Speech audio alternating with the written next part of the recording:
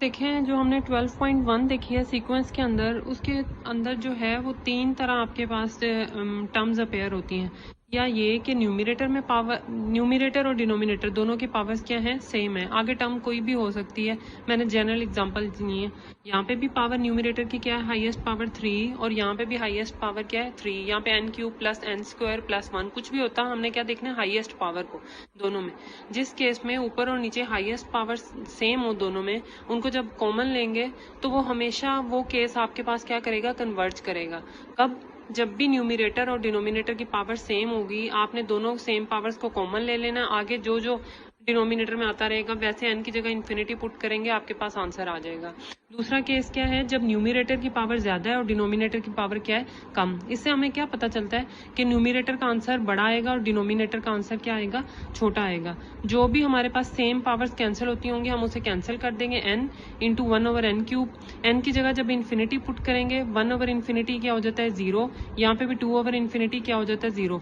जब भी न्यूमरेटर का आंसर बड़ा आ रहा होगा, आपके पास हमेशा जो है वो डाइवर्ट करेगा। सीक्वेंस या कोई भी चीज, सीक्वेंस या लिमिट, ये आपके पास हमेशा आंसर क्या देगा, डाइवर्ज करेगा। जब भी न्यूमरेटर का आंसर बड़ा आएगा तो आंसर क्या करता है, डाइवर्ज। थर्ड केस क्या है, जब डिनोमिनेटर बड़ा होगा। डिनोमिनेटर बड़ा होगा तो जाहिर है डिवीजन में इन्फिनिटी आ जाएगा। 1/इन्फिनिटी या समथिंग ओवर इन्फिनिटी हमेशा आंसर क्या देता है, 0। तीन केस है सिर्फ, क्या है, जब न्यूमरेटर का आंसर बड़ा होगा या पावर बड़ी होगी या आंसर बड़ा आता होगा, हमेशा डाइवर्ज करेगा। जब डिनोमिनेटर का आंसर बड़ा आ रहा होगा न्यूमरेटर की निस्बत, तो हमेशा आंसर क्या करेगा, कन्वर्ज करेगा। देखें जो हमने 12.1 देखी है सीक्वेंस के अंदर, उसके अंदर जो है वो तीन तरह आपके पास टर्म्स अपेयर होती हैं।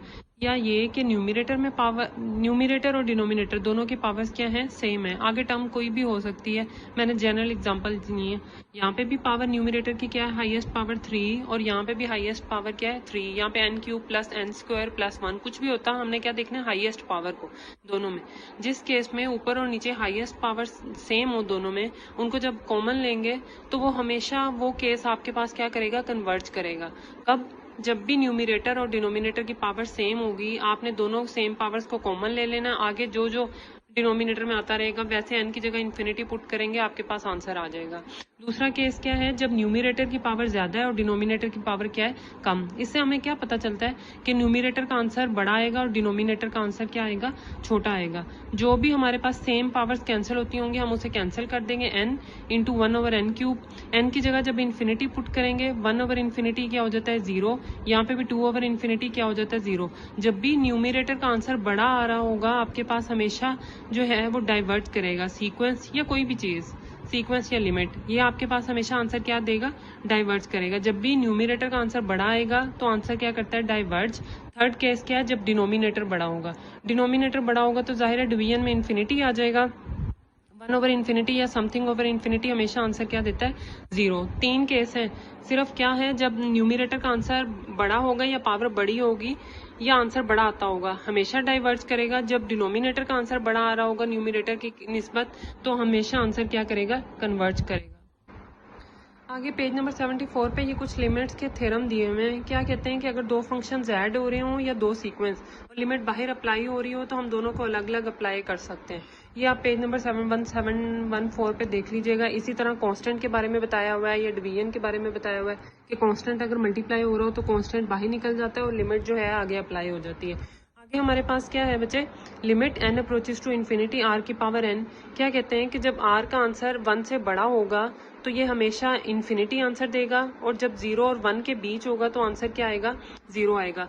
ऐसा क्यों है, क्योंकि जैसे जैसे आप, मैंने अगर r की वैल्यू क्या है, सेकंड केस पहले लिया है 0 to r, ये लिया है 0 और 1 के बीच, आपके पास आंसर क्या आता है, 0.5 ले लें, 0.2 ले लें, 0.3 ले लें, 0.7 ले लें, कुछ भी ले लें r की वैल्यू।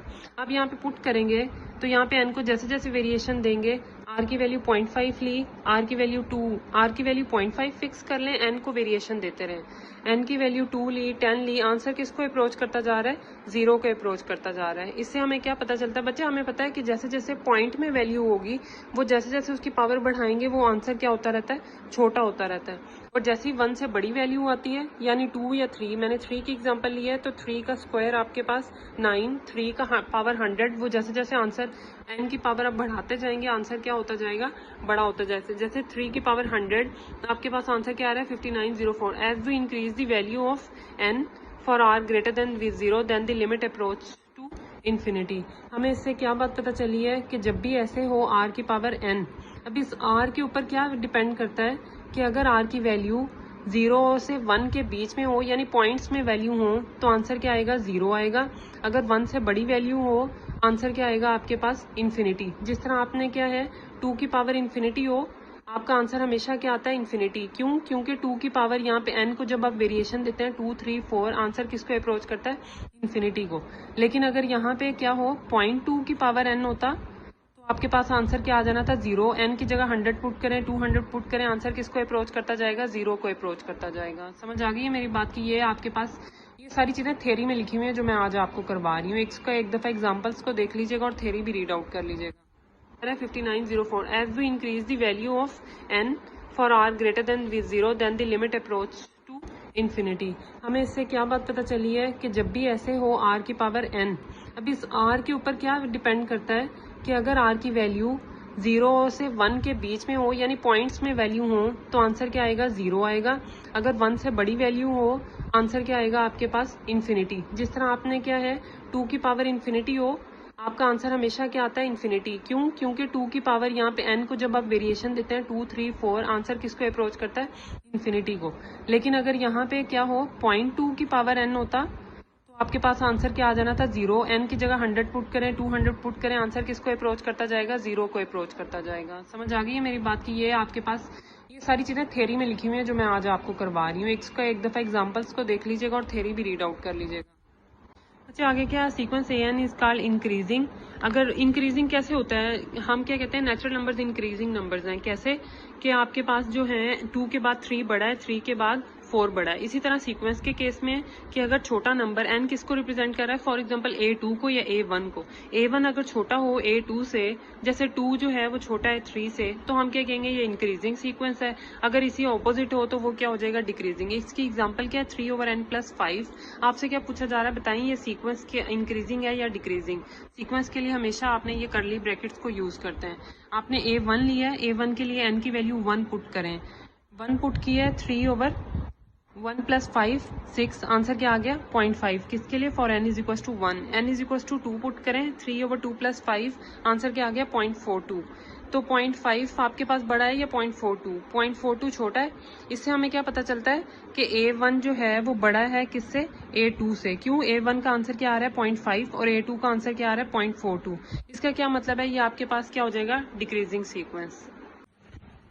बच्चे देखते हैं आगे आपके पास क्या है, बाउंडेड सीक्वेंस की डेफिनेशन है। अब बाउंड का क्या मतलब होता है, बांधना किसी चीज से। मतलब मैथ्स की जुबान में हम क्या कहते हैं कि जब भी कोई नंबर ऊपर या नीचे से फिक्स्ड हो, ना उससे ज्यादा नीचे जा सके ना उससे ऊपर जा सके, तो वो आपके पास क्या हो जाता है, बाउंडेड फंक्शंस। और हम क्योंकि सीक्वेंस पढ़ रहे हैं तो हम इसको क्या कहेंगे, bounded sequence. A sequence an is bounded above if there is no number n m such that an less than और इक्वल टू m। यानी सारे के सारे नंबर्स जो हैं वो उस m से छोटे हों, वो m कोई भी हो सकता है। जैसे इस केस में आपके पास an is equal to n/n+1। अब इसमें से क्या है, दोनों में से क्या ले लें, n कॉमन ले लें, इससे ज्यादा आसानी हो जाएगी। आपके पास क्या बच जाएगा, 1+1/n कैंसिल हो जाएगा। अब यहाँ पे n की वैल्यू जैसे जैसे आप पुट करते जाएंगे, n की जगह 1 पुट करें, आंसर क्या आ जाएगा 1/2।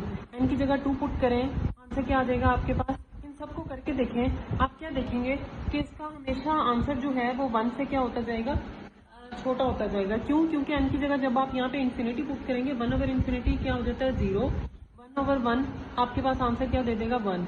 अब जब भी ये क्वेश्चन देखेंगे, आप n को जितनी मर्जी वेरिएशन देते रहें, इसका आंसर हमेशा क्या आ जाएगा आपके पास, 1 आ जाएगा। और 0 से हमेशा क्या होगा, बड़ा होगा। इसको पुट करके देख लें, आप n की डिफरेंट वैल्यूज लें, हमेशा इस सीक्वेंस का आंसर क्या आएगा, 0 से बड़ा आएगा और 1 से क्या आएगा, छोटा आएगा। तो आप क्या कहेंगे, ये सीक्वेंस आपके पास क्या है, बाउंडेड है, से 0 से लेके 1 तक। अपर लिमिट जो है कैपिटल M, वो इसे किसका नाम दे देते हैं, यहाँ पे कैपिटल M का इसको, और इस केस में इसको क्या दे देते हैं, स्मॉल m का। ये क्या है, लोअर बाउंड है, ये आपके पास क्या है, अपर बाउंड। ऊपर मैं इसकी डेफिनेशन बुक्स में लिखी हुई, आप ऐसे एक दफा दोबारा पढ़ लीजिएगा। दूसरे सीक्वेंस की एग्जाम्पल क्या है, an is equal to 1/n। अब यहाँ पे देखें, इसका आंसर क्या आ सकता है आपके पास सबसे छोटा आंसर 1/n, 1/infinity क्या आंसर आ सकता है? 0 आ सकता है। और उसके बाद n की वैल्यूज जैसे जैसे आप बड़ी आते जाएंगे 0 से बड़ी ही होती होंगी। n की वैल्यू 2 ले लें, 3 ले लें, 4 ले लें, हमेशा इसकी वैल्यू क्या होगी? 0 से बड़ी होगी। इसका क्या मतलब है? ये अपर बाउंड है आपके पास, क्या 0 से लोअर बाउंड है, यानी 0 से बड़ी वैल्यू होगी हमेशा, 0 से छोटा नंबर कभी नहीं आ सकता। और आपके पास बाकी हमें अपर लिमिट नहीं पता कि ये कहाँ पे जाके आपके पास क्या होगी? बाउंड होगी।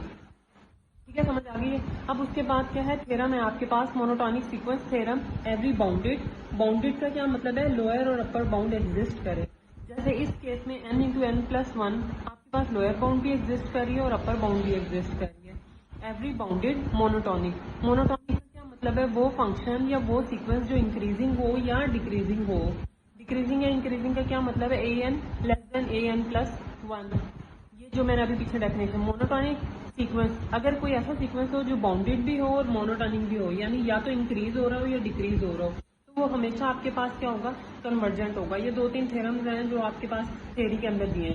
दूसरा थ्योरम आपके पास क्या है? If limit n approaches to infinity an is equal to l, क्या मतलब है? यहाँ पे l कोई भी नंबर एग्जिस्ट करता हो, जैसे 1/n है, इसका l क्या है? 0। इस केस में लिमिट क्या आ रही है आपके पास? 0, और सीक्वेंस an में आपके पास क्या है? 1/n।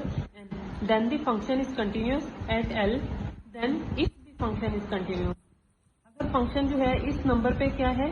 कंटिन्यूस है, तो हम इसको क्या लिख सकते हैं? Limit n approaches to infinity. बच्चे ये थ्योरम आपको क्या कहता है? Limit n approaches to infinity an is equal to l, यानी nth टर्म को जब आप इन्फिनिटी अप्रोच करवाते हैं उसका आंसर क्या आ जाए? कोई भी सीक्वेंस नंबर आ जाए। l क्या है? किसको रिप्रेजेंट कर रहा है? किसी भी नंबर को। Then if the function is continuous at l, यानी इस नंबर पे अगर फंक्शन कंटिन्यूस होगा। कंटिन्यूस का क्या मतलब है? Left hand limit right hand limit के इक्वल आई, वो सारी जो आपने कैलकुलस पढ़ी। आसान लफ्जों में आप क्या कह सकते हैं कि इस पे फंक्शन क्या नहीं होना चाहिए? अनडिफाइंड नहीं होना चाहिए। अब क्या है? तो हमारे पास limit n approaches to infinity F of A N का आंसर क्या हो जाएगा? F of L. किस तरह ये थ्योरम अप्लाई होता है? आपको क्या कहते हैं? Find L is equal to n approaches to infinity sine pi by N.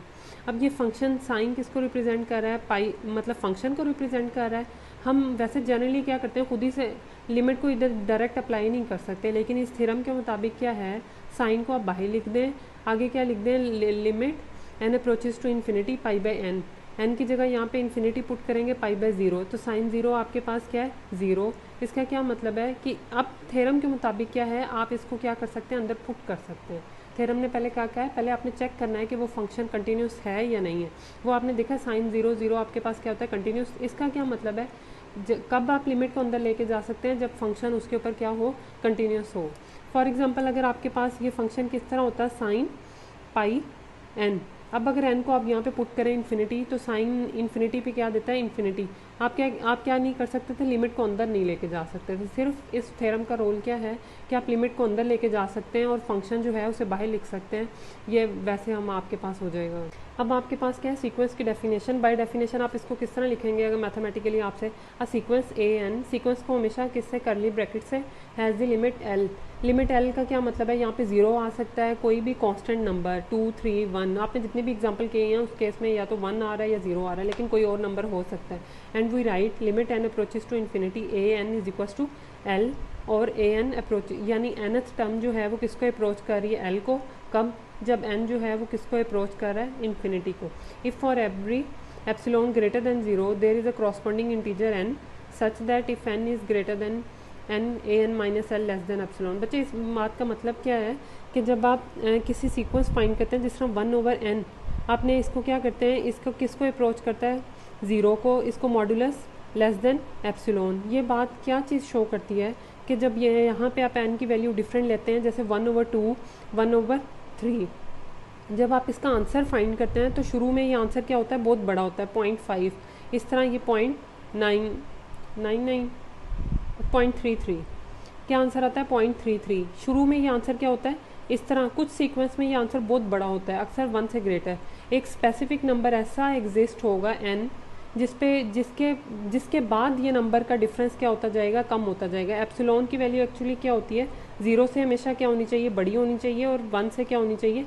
Less than होना चाहिए। क्या मतलब है? इन दोनों का डिफरेंस क्या होना चाहिए? Less than epsilon. एप्सिलॉन क्या चीज़ है? 0 से बड़ी या 1 से छोटी। बच्चे नेक्स्ट हमारा टॉपिक क्या है, सीरीज़।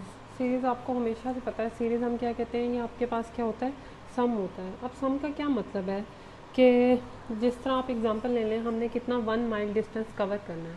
हम क्या करते हैं, पहले 1 माइल का हाफ डिस्टेंस कवर करते हैं और फिर क्या करते हैं, रेस्ट करते हैं। रेस्ट के बाद हम क्या करते हैं, दोबारा 1/2 से आधा सफ़र। आधा सफ़र का क्या मतलब है, 1/4, यानी 1/2 का हाफ कितना हो जाएगा आपके पास, 1/4। फिर इससे भी इसका हाफ लेते हैं तो ये आपके पास क्या आ जाएगा, 1/8। क्या हम डिस्टेंस जो है वो रेस्ट के बाद कवर करते हैं। ये आपके पास क्या हो जाएगा, 1/16। यानी ये टोटल हमने करना है, लेकिन हमने टोटल डिस्टेंस कितना करना था कवर, 1 माइल। अब इसको हम, ये तो हमारे पास इजी एग्जांपल है कि अगर हमारे पास हाफ हो तो हम हाफ कर लेते हैं, 1/2, 1/4, 1/8, 1/16। यानी सीरीज़ जो है वो आपके पास किसी भी चीज़ का टोटल सम है। अब हमारा मकसद क्या है कि ये सारे नंबर्स अगर आपके पास गिवन हो तो आपने इसको 1 को किस तरह फाइंड करना है, या कौन कौन से टेस्ट लगेंगे इसके ऊपर। इसकी डेफिनेशन आपके पास क्या है, we try to add the terms of the sequence. अब सीक्वेंस के लिए हमने हमेशा करली ब्रैकेट्स यूज़ कर रहे हैं और इधर क्या यूज़ करें, n varies from 1 to infinity. यहाँ पे वेरिएशन भी आ सकती है, लेकिन सिर्फ ये 1 to इन्फिनिटी जनरली है। We get an expression of the form, क्या है, हम अगर इन सबको ऐड करेंगे, n की वैल्यू 1 है तो आप इसको क्या ले लेंगे, a1। n की वैल्यू 2 लेंगे तो सेकंड टर्म, ये सीक्वेंस की टर्म्स लिख रही हूँ, a1 a2, ये आपके पास क्या है, a3 a4 up to so on.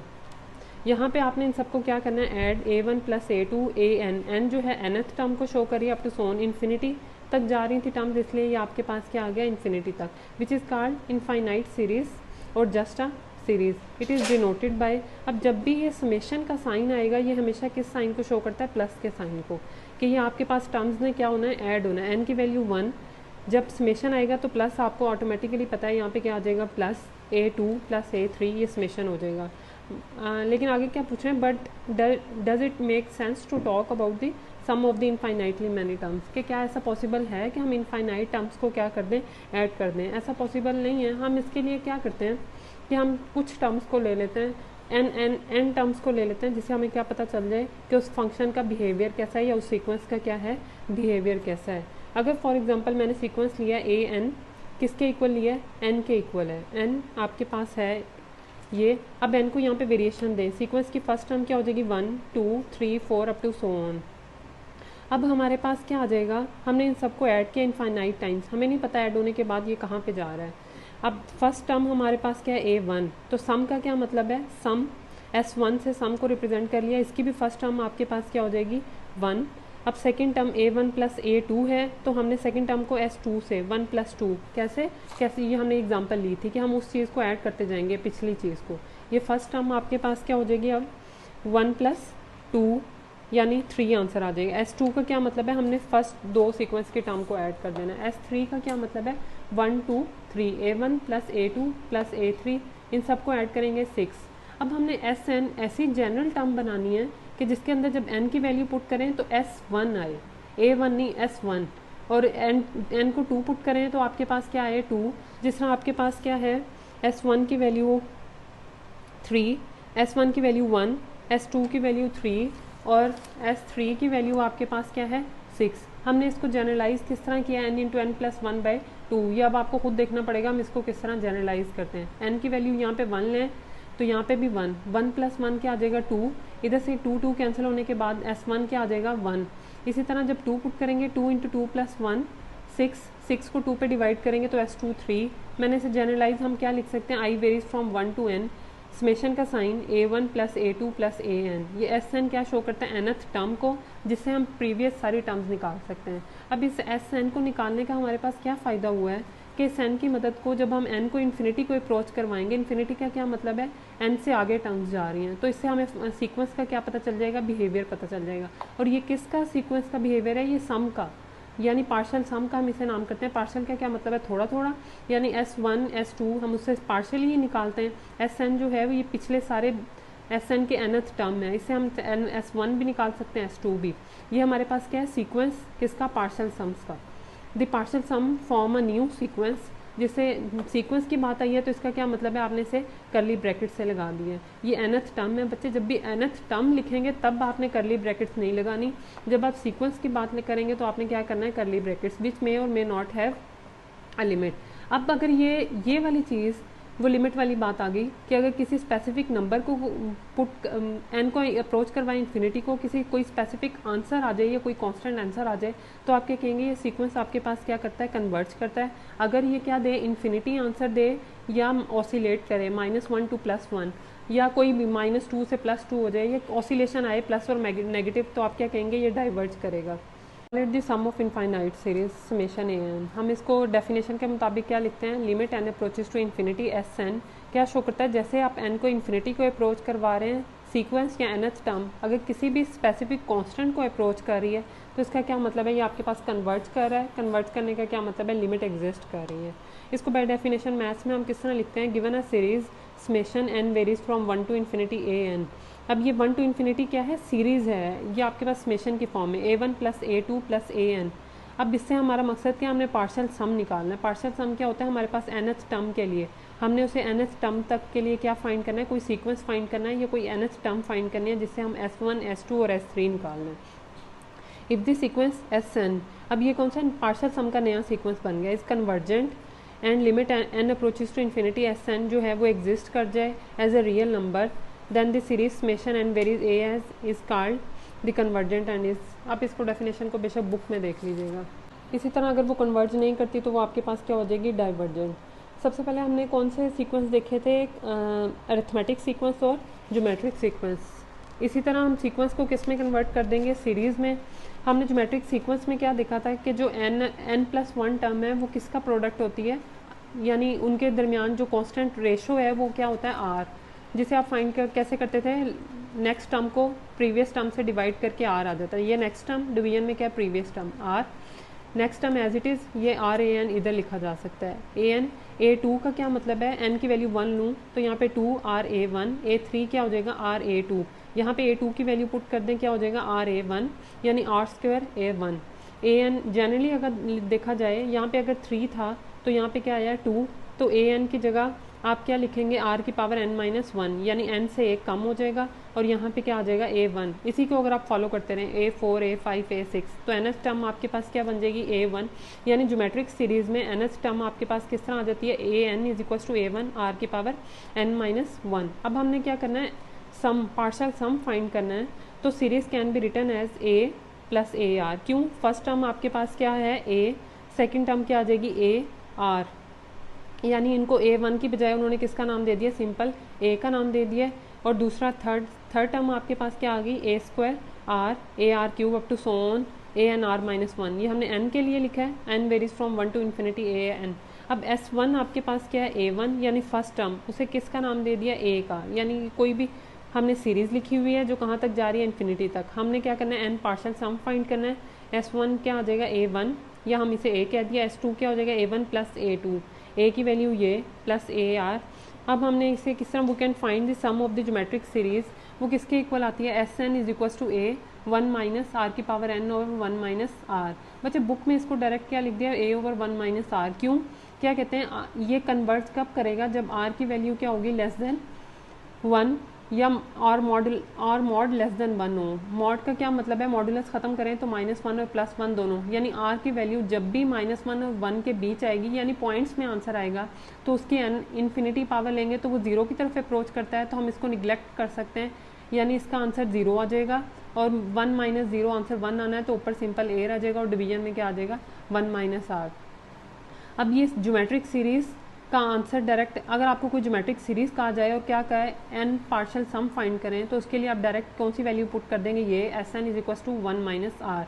और साथ ये कंडीशन लगाएंगे, it is only convergent when r mod <1, और मॉडुलस का साइन मैंने ख़त्म किया तो ये क्या हो गया, -1 से 1, otherwise it will be divergent. इसकी एग्जाम्पल क्या है, find the sum of the series 5 - 10/3 + 20/3। सबसे पहले आपने ये चेक करना है ये ज्योमेट्रिक है या नहीं है।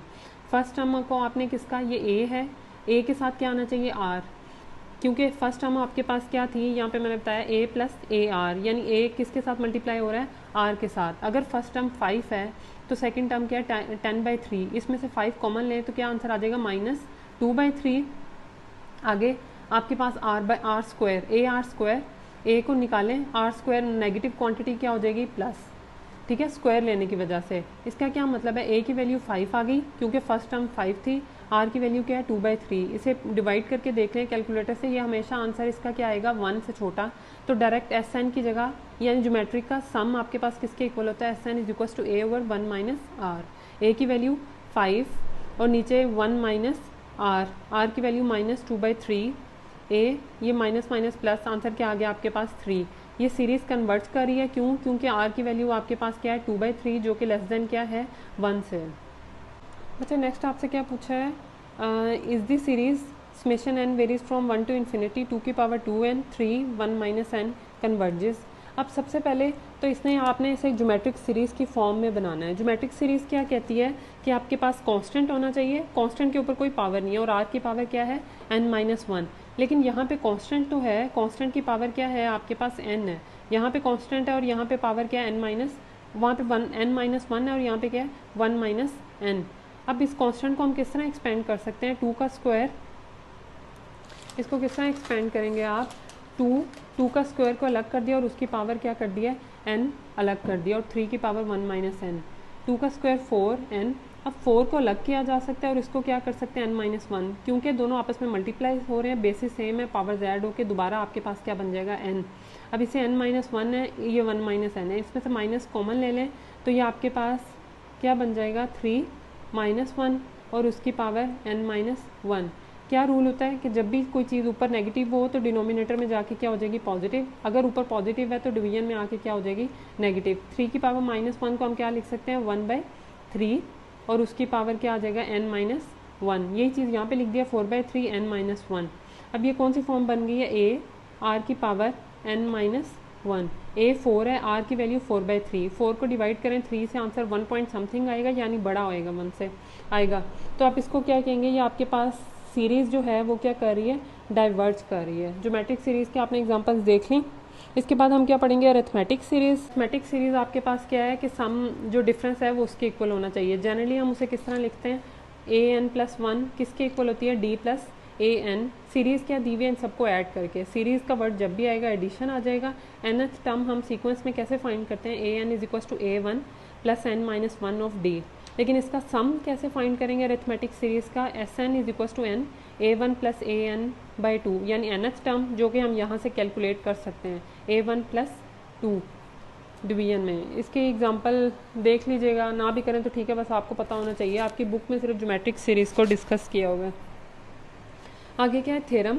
इफ़ द सीरीज़, ये आपकी थ्योरी के अंदर दिया हुआ है 12.2 के, if the series summation n varies from an converges then limit n approaches to. बच्चे क्या मतलब है, अगर आपको बताया जाए कि आपकी सीरीज़ जो है वो कन्वर्ज कर रही है तो ये ऑब्वियस सी बात होगी, जो उसका nth टर्म है उसको जब n को अप्रोच करवाएंगे इन्फिनिटी को तो उसका आंसर हमेशा क्या आएगा 0 आएगा।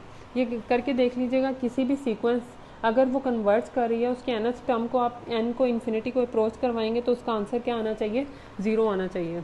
और दूसरा थ्योरम आपके पास क्या है, द टेस्ट फॉर डाइवर्जेंस।